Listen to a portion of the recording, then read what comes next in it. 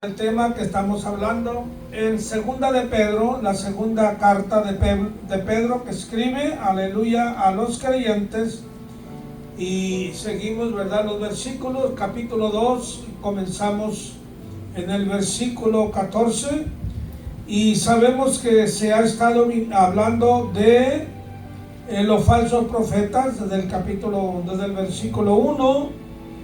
Y luego habla de las herejías destructoras. Aleluya. El falso profeta trae herejías. Eso lo constituye un falso profeta, que trae doctrina errónea. Ahora, ningún teólogo, óigame bien, ninguno tenemos 100% la enseñanza correcta de las palabras de los profetas o de Jesús.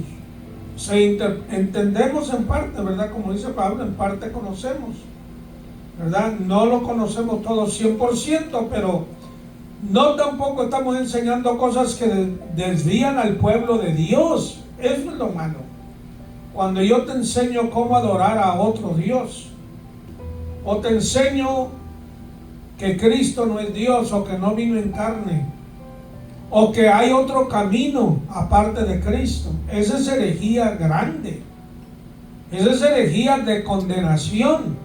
No es tolerable eso. Entendamos, ¿verdad? Entendemos. Ahora, si tú crees que debes de guardar el sábado y lo guardas, pues eso no te condena. Si tú crees que guardar el domingo, eso está bien, pues hazlo. Eso no te condena, pero tampoco te salva. Lo malo es cuando tú crees que eres justificado por eso. Si yo guardo el sábado, yo estoy justificado, estoy mejor que otros, ya estoy bien con Dios. Estás equivocado. Lo que te hace que estés bien con Dios es Cristo, tu relación con Cristo. Aceptarle, recibirle como tu Salvador. ¿Ok? Eso es lo correcto. Ahora, si tú te bautizas en el nombre de la Trinidad, en el nombre del Padre, del Hijo y del Espíritu Santo, no hay problema, está bien. Si tú te bautizas en el nombre de Jesús, no hay problema, está bien, pero eso no te hace salvo, entiende eso. Ahí es donde muchos hermanos cometen el error. Entonces ponen el bautismo sobre la persona y el sacrificio de Cristo Jesús. Eso se constituye pues en una herejía, en un error serio doctrinal que afecta tu relación con Cristo, porque tu relación con Cristo no es si tú guardas un día u otro, o en qué nombre eres bautizado, mientras que seas bautizado, ¿verdad?, en el nombre de Jesucristo o en el nombre del Padre, del Hijo y del Espíritu Santo, está correcto, no hay problema. ¿Ok? Pero lo que te quiero decir que eso en sí no te salva ni te condena. Y cuando tú crees yo estoy mejor que el hermano o la hermana, porque yo estoy bautizado aquí, porque yo guardo este día, o esto, lo otro, hermano, o yo no me peino así, o yo no me peino así, imagínate los que no nos peinamos, ¿en qué problema estamos? Aleluya. Entonces, aquí Pedro está hablando de herejías, hermanos, destructoras, que negarán al Señor que los rescató. Esa es una herejía capital, ¿verdad? Muy grande. Entonces, distorsiona el carácter de la persona en cuanto a su relación con Dios, distorsionando tu fe, tu manera de va a distorsionar tu manera o a cambiar tu manera de pensar. Al distorsionar tu manera de pensar, tu actitud va a cambiar, tu carácter va a cambiar. ¿Ok? Va a cambiar, porque lo que nos ajusta, lo que nos corrige, lo que nos endereza es la palabra de Dios. ¿Ok? Esta nos exhorta, nos reprende, nos enseña, nos instruye. Por eso más adelante dice: atrevidos y contumaces no temen decir mal de las potestades superiores. Eso está en la última parte del versículo 10. Fíjense el carácter distorsionado. Atrevidos, son osados, son agresivos, y son contumaces, son tercos, hasta un grado exagerado, ¿verdad? Muy bien, entonces es necesario entender lo que esta destrucción acarrea, hasta dónde. Y luego dice que son manchas, son inmundicias y manchas. Comen con vosotros, dice el versículo 13, se recrean en sus errores. Los ágapes, hay otra versión que habla de ágapes. Ágape, ustedes saben que es un amor puro, ¿verdad? Que procede de Dios, según el texto, la palabra griega, ágape. Pero estos ágapes constituían cuando los hermanos se juntaban para comer unos con los otros. Ok, en la iglesia los hermanos no que vendían la comida, no, traían comida o la cocinaban allí, cual haya sido el caso, para tener convivencia unos con otros, camaradería cristiana. Pero estos falsos profetas, contumaces, atrevidos, carnales, lograban la oportunidad para estar viendo a las hermanas y codiciándolas. Eso es lo que está hablando la palabra de Dios aquí en el versículo 13, ¿verdad? Dice, estos son inmundicia y manchas quienes aún mientras comen con vosotros se recrean en sus errores. ¿Ve? Eso de estar viendo a las hermanas para codiciarlas, verle su cuerpo, etcétera, eso es pecado delante de Dios. O estar pensando mal. ¿Estamos de acuerdo, hermanos? Ahora dice el versículo 14, tienen los ojos llenos de adulterio, no se sacian de pecar.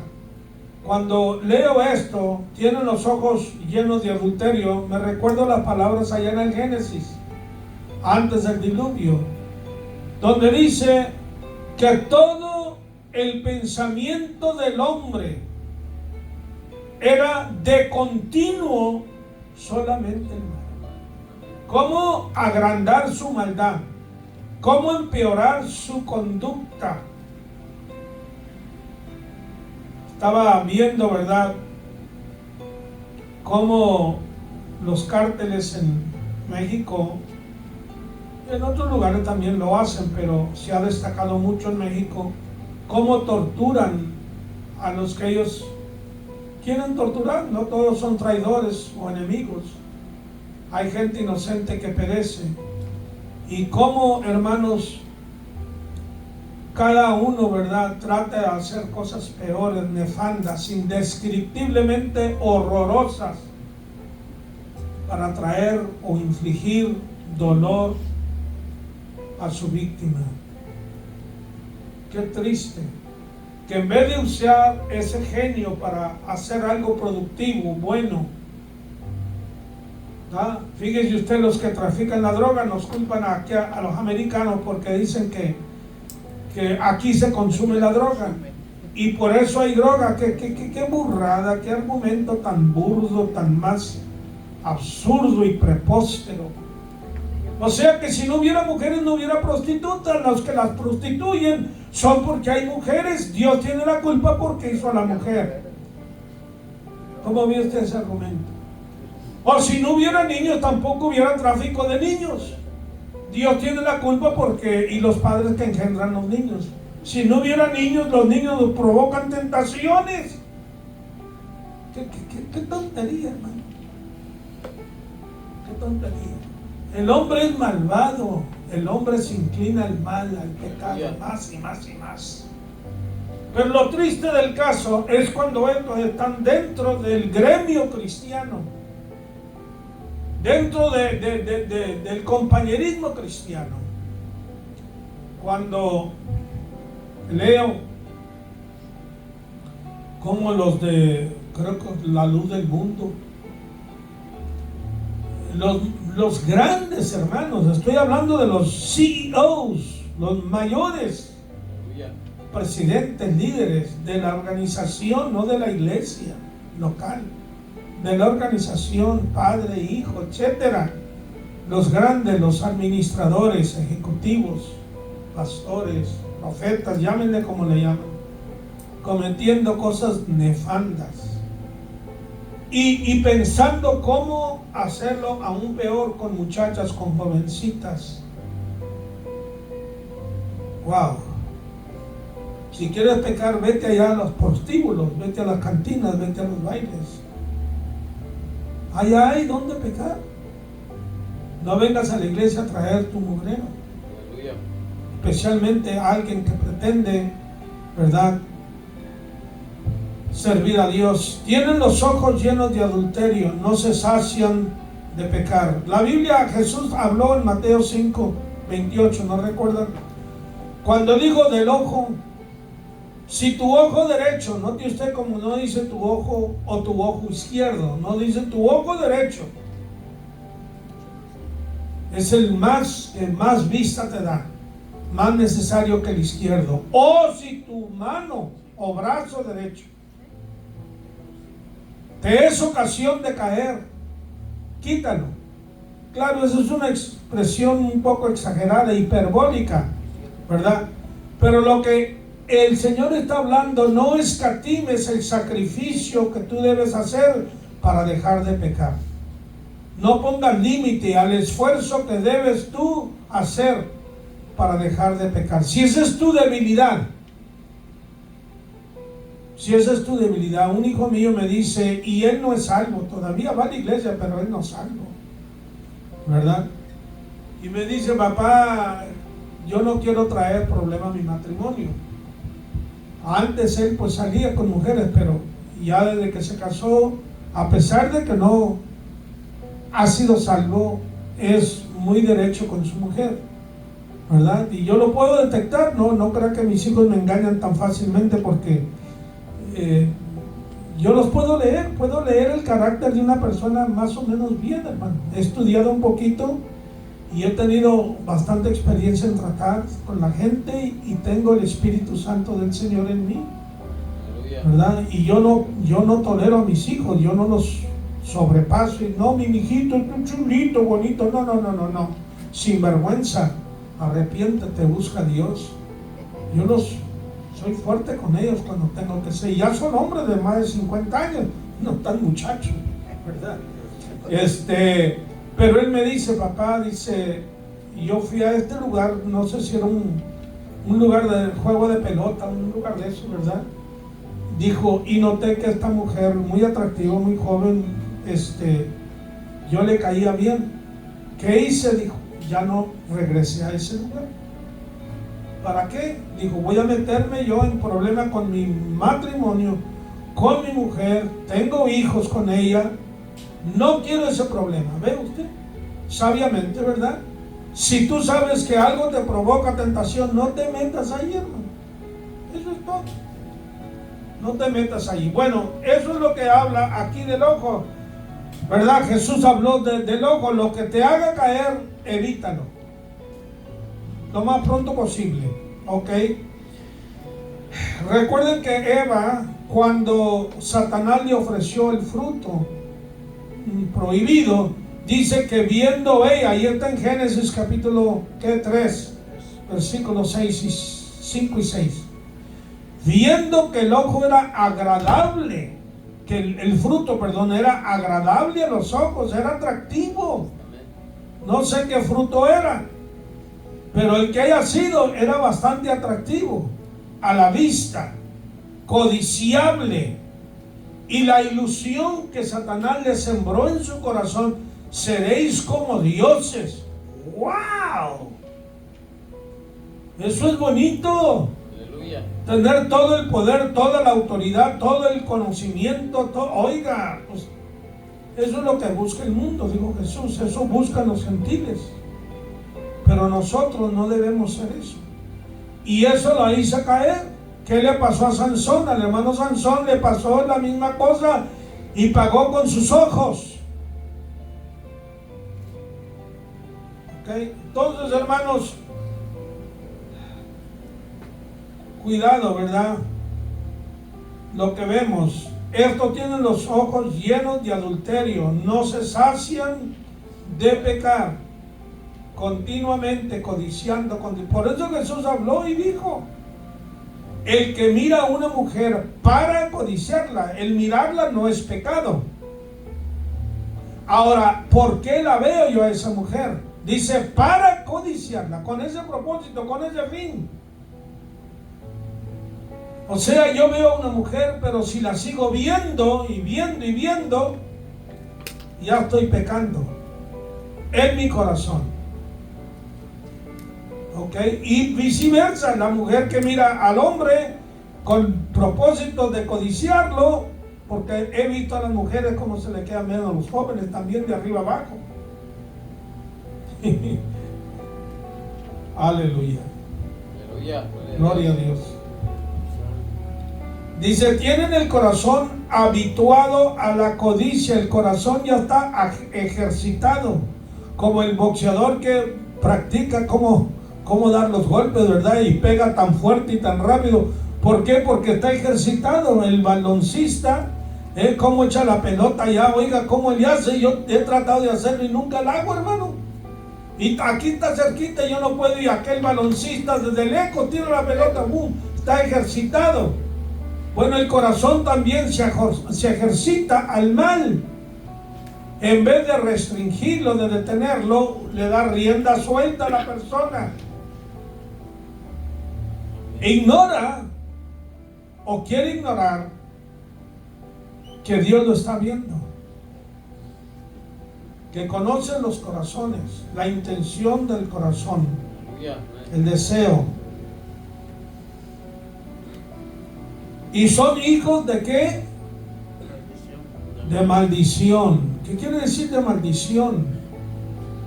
Recuerdan que la Biblia usa una expresión, una para Caín y el otra para el anticristo.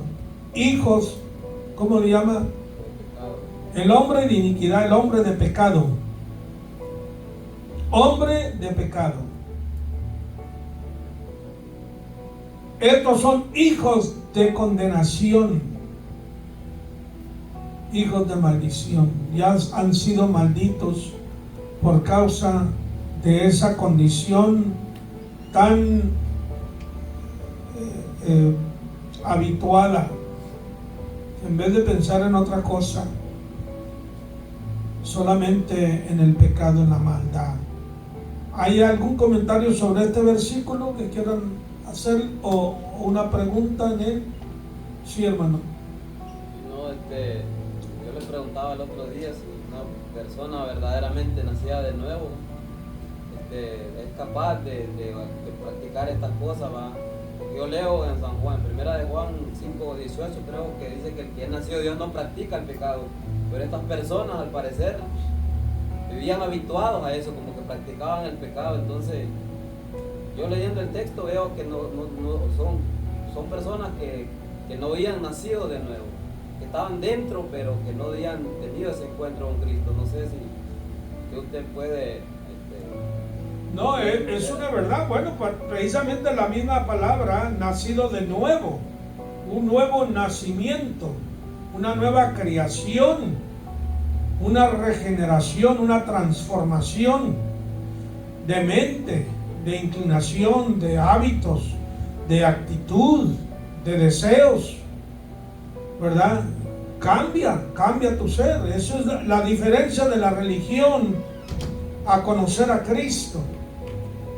Cuando Jesús, por ejemplo, habló con Nicodemo, Jesús no lo acusó a Nicodemo de adúltero, de fornicario, de maldiciento, de ladrón.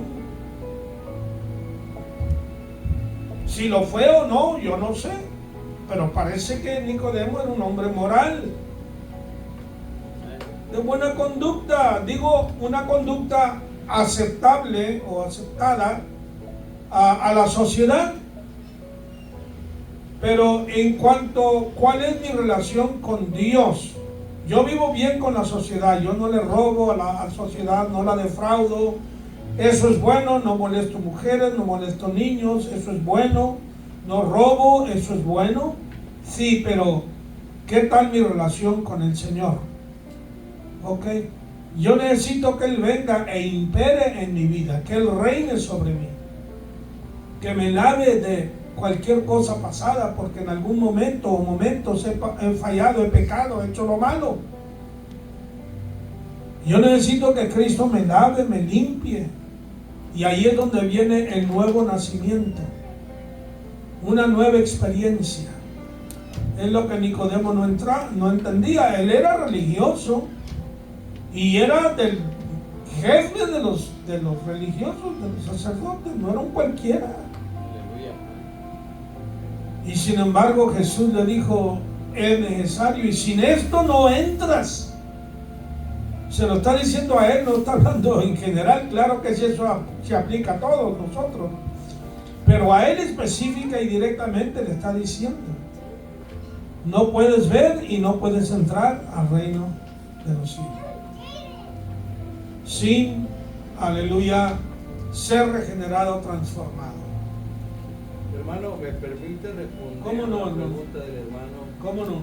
Él está preguntando de que si una persona que nació de nuevo puede caer en el engaño de estos espíritus demoníacos de la silla, de adulterio y fornicación, que prácticamente son pecados sexuales. La respuesta que yo tengo es que sí, hermano, porque David vino el Espíritu de Dios sobre él y fue regenerado y transformado, al igual que Saúl. El Espíritu Santo vino sobre él y lo cambió en otro hombre, le cambió el corazón.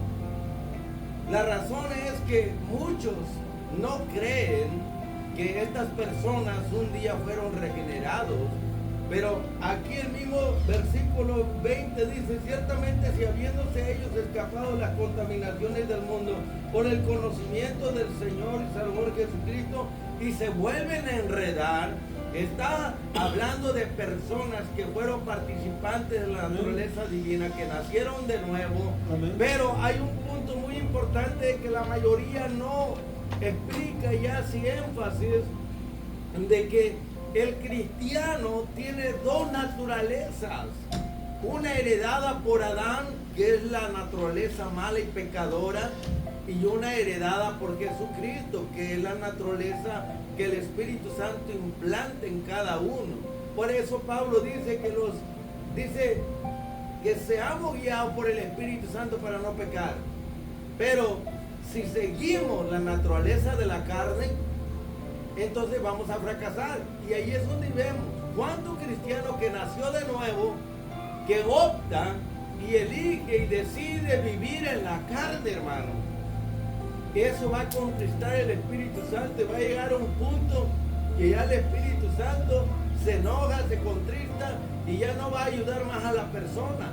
Entonces la persona se da vuelo a vivir satisfaciendo los deseos de la carne. Dice, sé guiados por el Espíritu y no satisfagan los deseos de la carne. Pero ¿a quién le está hablando Pablo? A los cristianos gálatas, que ellos nacieron de nuevo, comenzaron en el Espíritu y cómo terminaron en la carne.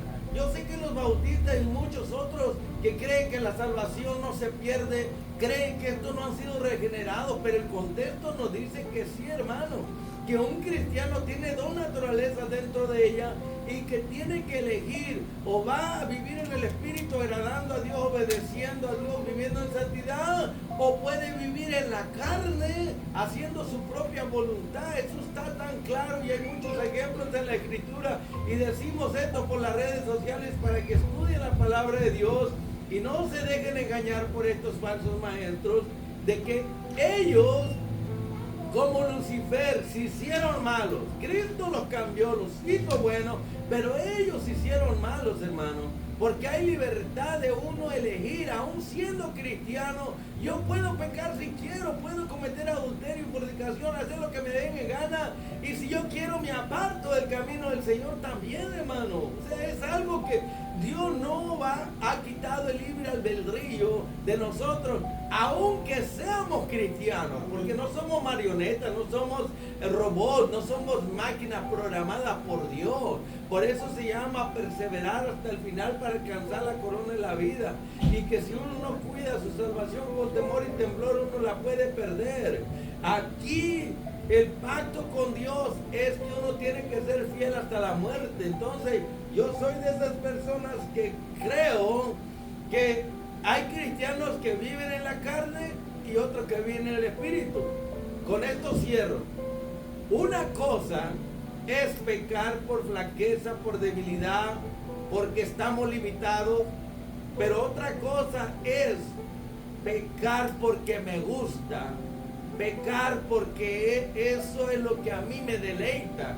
Entonces quiere decir que estos un día comenzaron en el espíritu, pero ahora vemos que terminaron en la carne y dejaron que el deseo de sus ojos, ¿verdad?, fuera tomando el control, porque dice que tienen los ojos llenos de adulterio. Quiere decir que los espíritus malignos van alterando los deseos de los ojos. Por eso dice la Biblia que no ames al mundo ni los deseos de los ojos, ¿verdad? Porque eso no viene de Dios, no viene de Cristo, sino del mundo, y el mundo pasa y sus deseos con él. Y ya usted ya habló de esa metáfora de Jesús, que si tu ojo te hace pecar, córtalo. Es una metáfora. Y ya usted ya lo explicó y lo hizo muy bien. Y qué bueno por ello, hermano. Entonces quiere decir que el pecado puede entrar por la vista. Aquí dice algo que ellos seducen, ¿verdad? Primero el diablo y los demonios los seducieron a ellos, ellos cayeron en la trampa. Ahora son instrumentos del mismo diablo y ahora ellos, en lugar de estar haciendo la obra de Dios, están haciendo la obra del diablo, porque dice que ellos seducen. Seducir es persuadir a alguien con halagos para que haga lo que esta persona quiere, ya sea bueno o malo, porque la seducción tiene que ver con, frecuentemente es lo malo, pero también tiene que ver con lo bueno, porque va a depender para qué se va a persuadir a la persona y llevarlo a que haga esto y aquello, si es bueno o malo, ¿verdad? Pero en este caso el contexto está hablando de lascivia, de sensualidad, de pecados sexuales, de adulterio, de fornicación, y ahí entra el lesbianismo, ahí entra el homosexualismo, ahí entra la impureza, ahí entra el incesto, ahí entra todo tipo de pecado sexual, ¿verdad? Pero sabemos que ese es un deseo de la carne y que los demonios explotan la carne, la alteran, hermano, y el diablo y los demonios nos tientan como a Jesús. Pero nosotros tenemos que decidir si vamos, ¿verdad?, a llevar a cabo ese deseo de los ojos.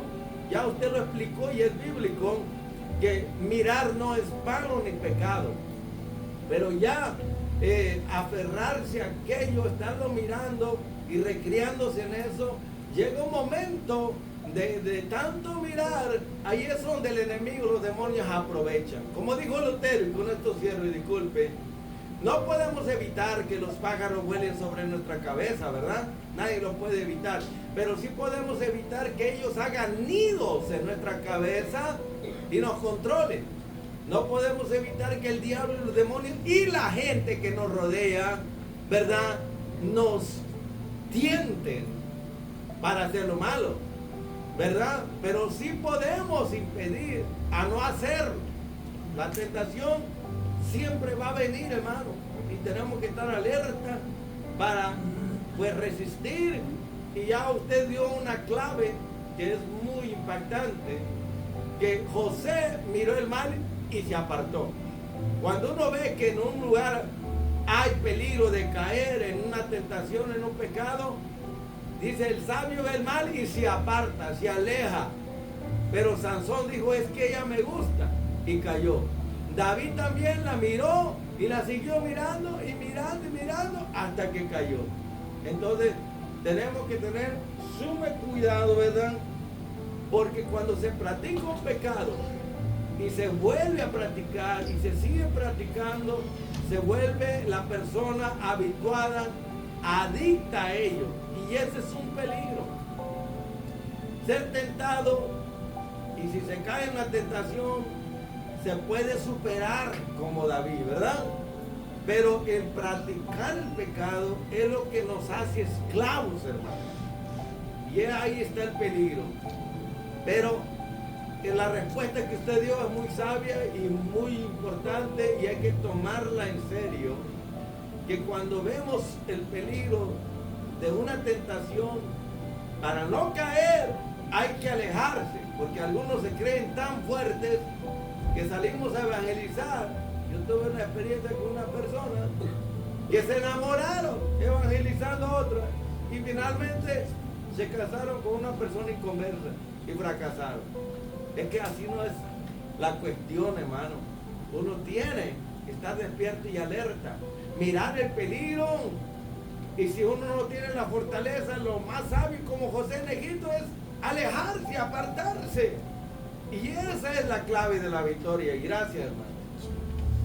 Sí, es cierto, hermano. El creyente tiene que alimentar su espíritu a diario, hermano. Esa es mi experiencia, es lo que hay en la Biblia. Y yo lucho con la carne como usted, como cualquiera. ¿Entiende? Si el espíritu no está lleno, no está nutrido, hermano, la carne toma fuerza y controla, domina esa faceta de la vida de uno. El espíritu de uno se debilita, o el alma, más bien dicho, el alma se debilita. El alma está en medio de la carne y del espíritu. ¿Ok? El alma se alimenta por lo del espíritu, por la comunicación del espíritu con el alma. O las emociones, donde radican también en el alma, las emociones, la voluntad. Se alimenta por lo que ve, por lo que oye, por lo que palpa, por lo que le gusta. Y entonces uno constantemente, hermano, depende, wow, que si depende del Señor. Alguien dijo, la salvación es gratis, pero no es barata. ¿Estamos de acuerdo? Olvídate de eso, que Cristo hace todo. Sí, Él hizo todo lo que necesitaba hacer para salvarnos, para perdonarnos, para llevarnos a la vida eterna. Y la salvación que Cristo compró no fue temporal, fue una salvación eterna, fue un pacto eterno, fue un sello que hizo de nosotros. Pero Dios desde la creación del hombre ha respetado la voluntad humana. Dios la ha respetado. Por eso Dios crió el jardín del Edén. El árbol prohibido no lo crió el diablo, fue Dios que lo puso allí.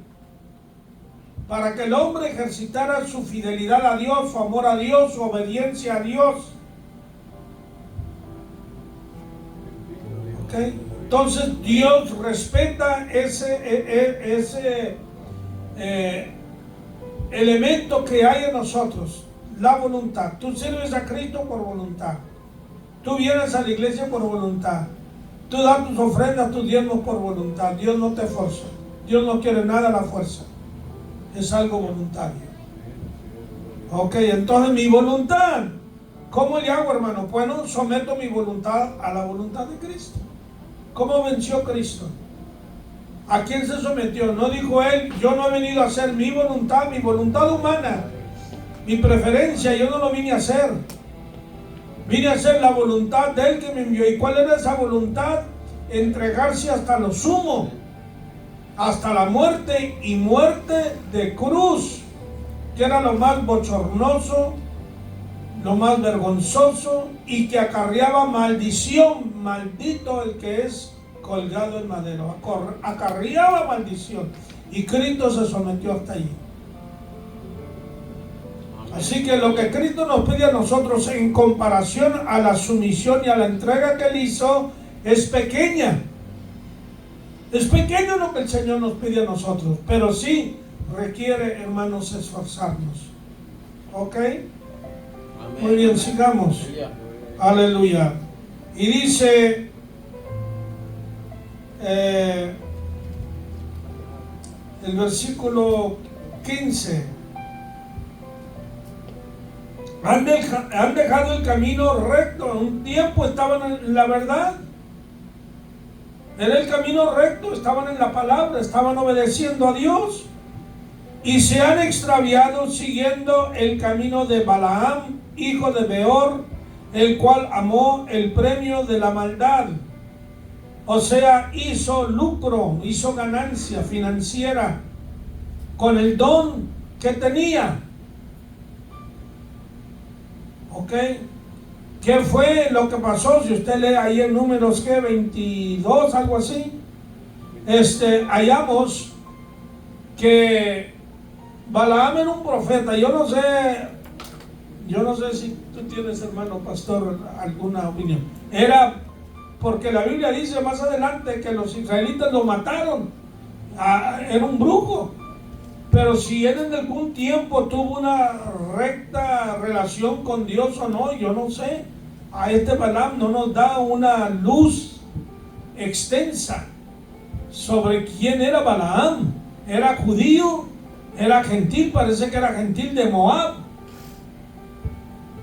Y él o era un adivino.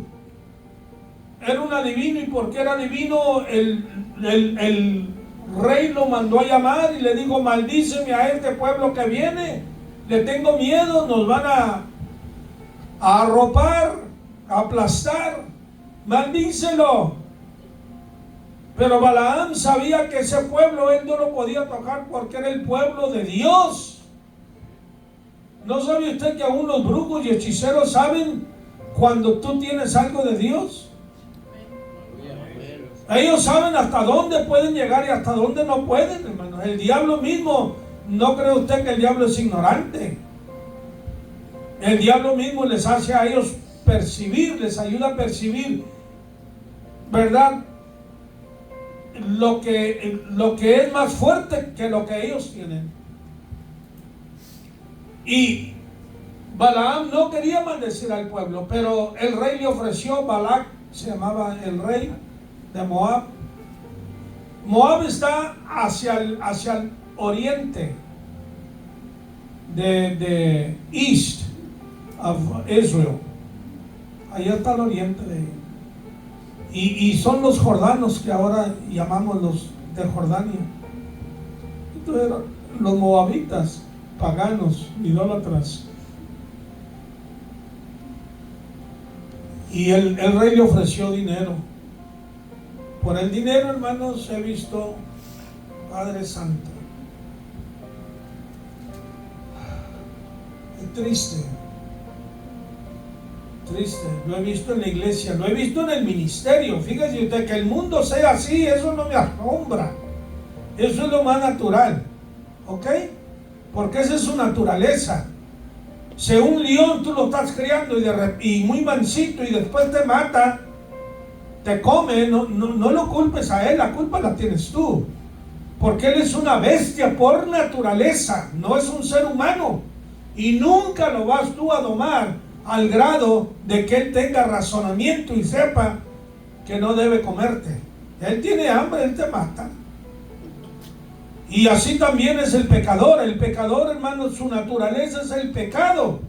Es natural para el pecador pecar. Es antinatural en el sentido de que el pecado lo destruye, porque el hombre no fue hecho para el pecado. Ahora, que uno que use el ministerio, la palabra de Dios, para pecar de esta manera, vender el mensaje de Dios, maldecir al que no debes maldecir y bendecir al que no debes bendecir, o solapar el pecado, tolerarlo, aguantarlo, eso es lo malo. Porque el predicador, hermanos, en sí es un profeta en un sentido. Estamos nosotros para entregar, como el correo, ¿verdad? El correo viene y te entrega biles, y de vez en cuando, quizá una vez al año, te entrega un cheque. Pero cada vez que viene te entrega biles. Yo cuando veo allá a la persona que está entregando, poniendo las cartas en el correo, le digo: oye, ¿me trajiste biles o me trajiste cheques? Los cheques, échalos para acá, los biles agárralos tú. Bueno, él no tiene la culpa que tú te eches deudas. No culpes al correo. Tú y yo nos echamos la deuda.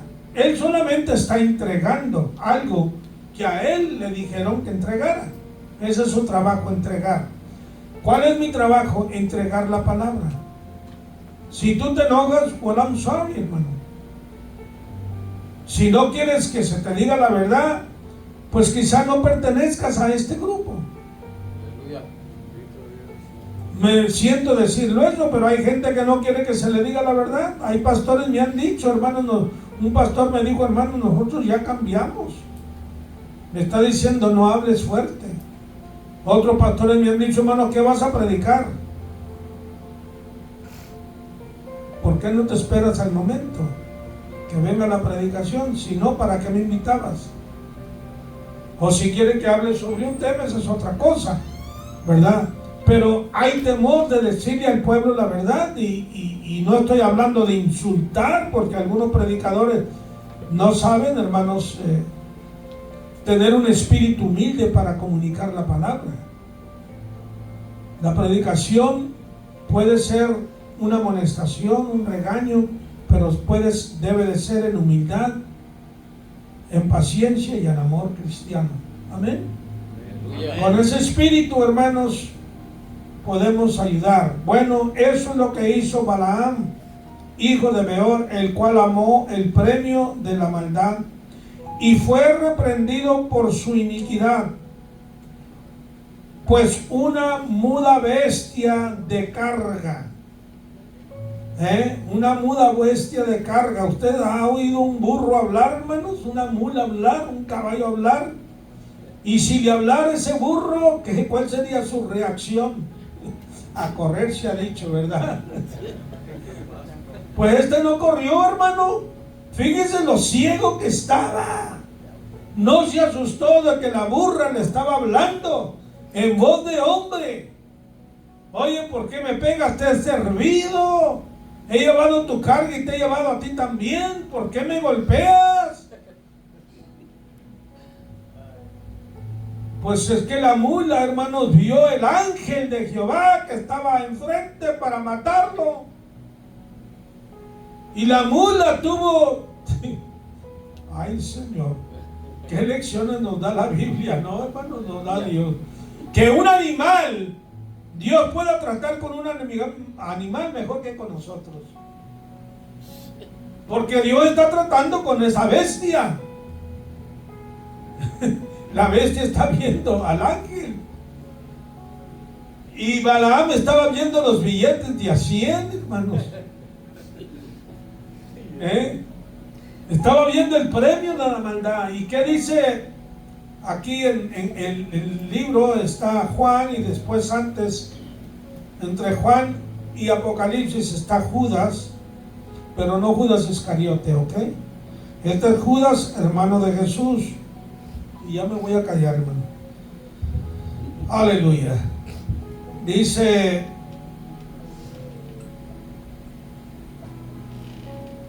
Vamos a leer desde el versículo 10. Pero estos blasfeman, Judas, versículo 10, tiene solo un capítulo, ¿ok?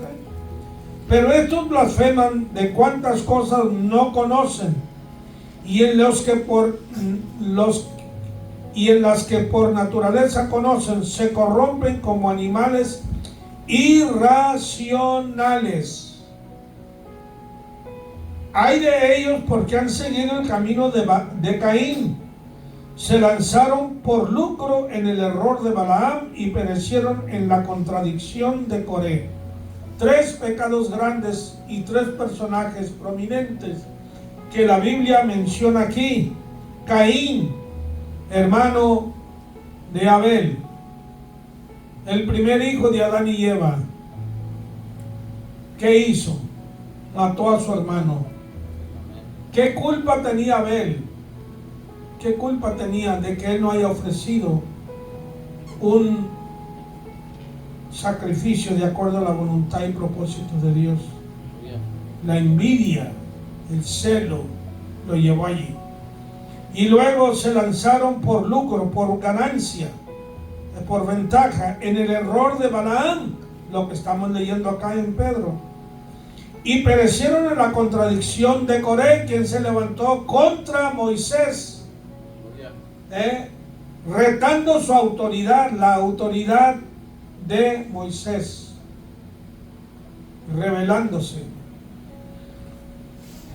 Y esto, hermanos, continúa hoy en día. Miren, déjenme decirles algo. Voy a, entre paréntesis, para ilustrar las anomalías aberraciones que estamos viendo en la iglesia. El otro día en YouTube estoy viendo a estas dos hermanas en el altar durante el servicio.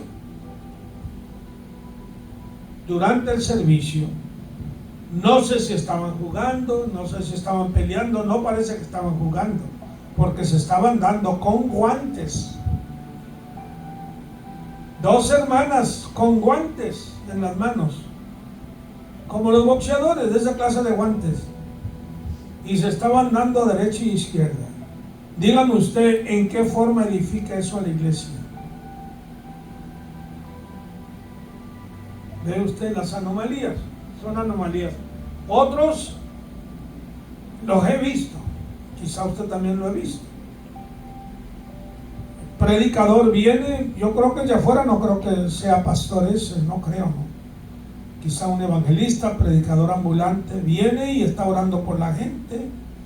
¿Cuántos quieren la unción del Espíritu? Según esto, según él implica en sus palabras, él tiene la unción sobrenatural del Espíritu y quiere impartirla. Ahora tú tienes que pagar un precio si de verdaderamente quieres esa unción del Espíritu. ¿Harías cualquier cosa así? ¿Estás seguro? Sí. De repente una cachetada, pero fuerte, hermano. Que no me la dé a mí porque yo lo cruzo por otra. Yo lo cruzo, yo no. Antes de conocer a Cristo, hermanos, una cosa que yo tenía unos reflejos rapidísimos, que automáticamente, boom, eso no podía contener. Y digo yo, ¿en qué forma edifica eso, hermanos?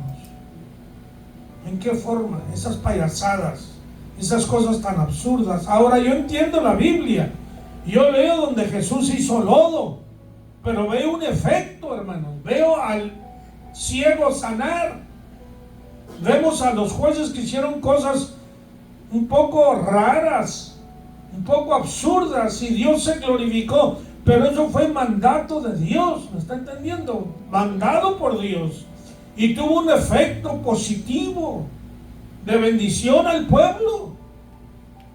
Hubo milagros, pero estos son de los que menciona Pedro aquí. Quieren copiar, quieren emular, quieren proyectarse como gente muy espiritual. Y esa es una burla, hermano. Esa es una cosa tan mal, ¿verdad? Que está afectando. Y digo esto, comunico esto solamente para que tengamos cuidado, hermanos. Tengamos cuidado, tengamos mucho cuidado. Aleluya. Aleluya. ¿A qué hora vienen los otros hermanos? A las 2, ¿verdad? El otro grupo viene a las 2. A las 2, bueno, ya me voy a callar. Nada más vamos a ver el versículo 17. Dice: estos son fuentes sin agua. Pues ¿para qué quieres la fuente si no tiene agua? Qué ilusión del que espera beber agua, de aquel que tiene sed, especialmente en una tierra árida, en un desierto. Son fuentes sin agua y nubes empujadas por la tormenta. Nubes, pero sin agua también, que son llevadas por acá y por allá. Nos dice la palabra, ¿verdad?, en Efesios 4:14, que no seamos como niños fluctuantes. Y antes de ello, ahí en Efesios 4, habla que el Señor dio ministerios como regalos a la iglesia. Apóstoles, profetas, pastores, etc. Son el regalo de Dios para la iglesia. ¿Para qué? Para que crezcamos como creyentes. ¿Y para qué crecer? Para no ser como niños fluctuantes. El niño se cree de todo. ¿Por qué? Porque el niño, no hagas esto, el niño lo vuelve a hacer. No porque sea terco, caprichoso. Es porque el niño no tiene malicia. Unos padres le estaban enseñando a un niño cómo no creerse de gente extraña que no conocen. Y luego, a propósito, trajeron a uno que el niño no conocía. Pues no lo engañó, luego vente para acá, ¿verdad?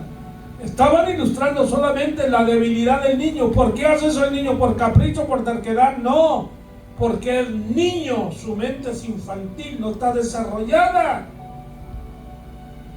Y así es el creyente que comienza en Cristo Jesús.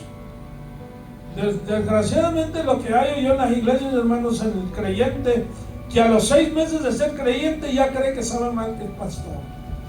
No, y si pasa un año, hermano, y si cuidado que el Señor le dio un don de tener sueños o de profetizar, no, olvídate, hermano. Se echa a perder rápido, ya nadie le puede decir nada, nadie le puede aconsejar nada, hermano. Pues eres un niño, vas a tropezar, vas a caer, no sabes lo que está delante. El hecho de que Dios te dio un don, un ministerio, eso no significa que tienes madurez. Aleluya. Que conoces, que sabes, eso no significa nada. ¿Ok? Entonces, hermanos, la palabra dice que son como nubes empujadas por la tormenta, para los cuales la más densa oscuridad está reservada para siempre, o sea, eternamente. Está hablando de la condenación, del alejamiento de Dios. El castigo más grande que puede sufrir el hombre es que Dios le dé la espalda. Por eso el salmista David, cuando confiesa su pecado ahí en el Salmo, ¿qué es Salmo 55, no? 51, gracias, hermano. En el Salmo 51 dice: no quites de mí tu Santo Espíritu, no me eches de delante de ti, ni quites de mí tu Santo Espíritu. Mi ayuda ha sido mi libertad, no me dejes y no me desampares. Ese debe de ser nuestro clamor, hermanos. Agarrarnos de los dientes, de las uñas, metafóricamente hablando, ¿verdad? Orarle a Cristo, clamarle: Señor, no me dejes, Señor, ayúdame. Si yo te dejo, Señor, tú no me dejes. Si yo me zafo de tu mano, Señor, tú agárrame de la mano, tú ayúdame. Si yo soy infiel, tú permaneces fiel. Si yo soy carnal, Señor, tú eres espíritu, ayúdame, fortaléceme. Tenemos que orarle hacia Cristo, hermanos, porque el diablo anda como el león rugiente buscando a quien destruir, a quien devorar. Dios les bendiga, hermanos. Dios les guarde. A todos los hermanos, amigos que nos escuchan también por los medios, que Dios bendiga sus vidas, sus hogares, sus matrimonios, y que Dios traiga bendición a cada hogar. Que Dios sane los cuerpos enfermos. Aleluya. Aleluya. Vamos.